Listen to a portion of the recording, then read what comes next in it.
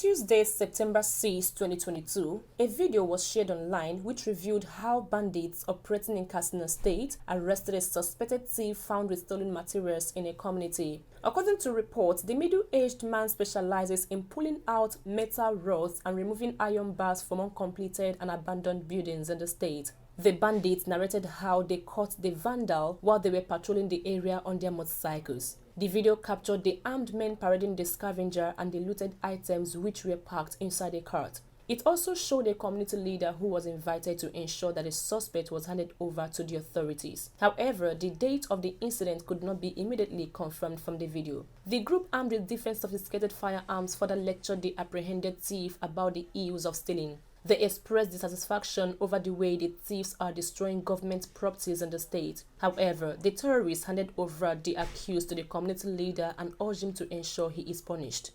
They also followed the village chief and witnessed when he was being whisked away by security personnel.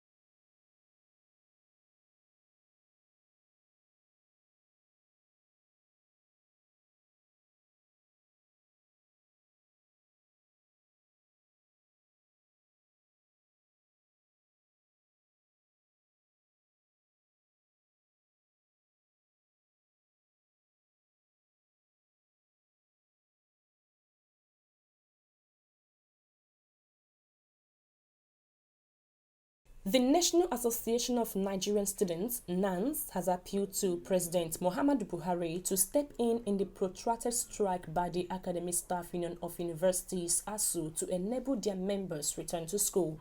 ASU commenced an industrial action on 14th February with no hope of settlement between the federal government and ASU in sight. ASU demands included government implementation of the Memorandum of Action on Funding for Revitalization of Public Universities, which was signed in December 2020. Other demands are aimed academic allowances, renegotiation of the 2009 agreement, and the deployment of the University Transparency and Accountability Solution for staff payments, among others. NAN's new president, Mr. Usman Barambu, described as worrisome the lingering dispute, noting that incessant strikes had affected the academic calendar of public-owned universities. Similarly, NAN's chairman of the Communique Drafting Committee, Mr. Usman Ayuba, urged the president to bring on board capable hands with experience and capacity to stem the tide of insecurity in the country. He also appealed to the government to profile workable solutions to address incessant clashes between farmers and herders across the country.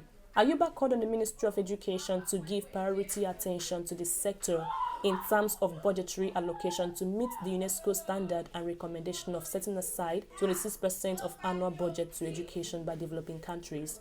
The students also wanted lecturers involved in sex for marks malpractice to desist from such nefarious activities, stressing that students would expose anyone found culpable.